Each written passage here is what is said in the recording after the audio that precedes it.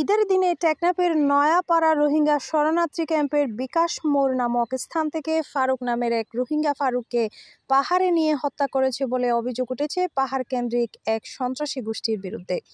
এ বিষয়ে 1 এপ্রিল নিহত ফারুকের মা বাদী হয়ে 9 জনকে আসামি করে টেকনাফ মডেল থানায় একটি অভিযোগও দায়ের করেছেন। উক্ত ঘটনার একটি চাঞ্চল্যকর অডিও টেকনাফ 71-এর হাতে এসেছে। অডিওতে শোনা যায় ফারুককে পাহাড়ে নিয়ে গিয়ে আলম ডাকাতের নির্দেশে মাথায়, চোখে ও বুকে গুলি করে হত্যা করে। ইদর মানে কি মাগরিব নামাজের পর তোরিয়রে মানে কি 8:30 আর 7:30 বাদ দিয়ে আসার আগে ভিডিও কল দিয়ে হাসিনার মোবাইল ভিডিও কল দিয়ে নুরাইল মারা হদ্দে আগে সুগো তুগো গুলি কর,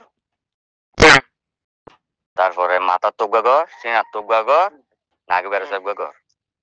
পরিবারের দাবি, তাকে পূর্ব শত্রুতার জেরে শীর্ষ ডাকাত আলম বাহিনীর নেতৃত্বে ছেলেকে খুন করে।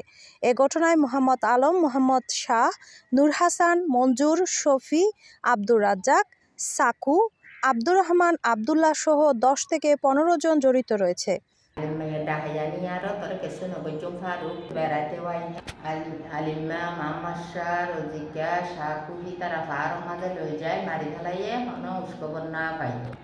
আর লাশাইয়া নদের আয় থানা আমাদের হিতার আল্লাহ মামলা কইজি আর মরাইয়া না ভাই আয় জিয়াতাইয়া না গেল আলিমা লই রজিক গেল সাকু তারা বেগুনে লই যায় আর ওভারে 7 বছর আগে মামুদ জুবাইরে মারি ফেলাই জকিতারে মাঝে গুলি ইয়ার রাগবলি ইয়া ইনিলা করি তারে মারি ফেলাই এদের রাগবলি হে তো ইয়া 7 বছর আগে তো মাঝে ঈদের দিন উগা মারি ফেলাই লই যায়।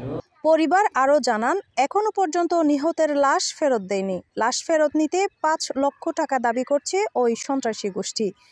লাশ উদ্ধার সহ তাদেরকে দ্রুত গ্রেপ্তারের দাবি জানিয়েছেন ভুক্তভোগী পরিবারটি।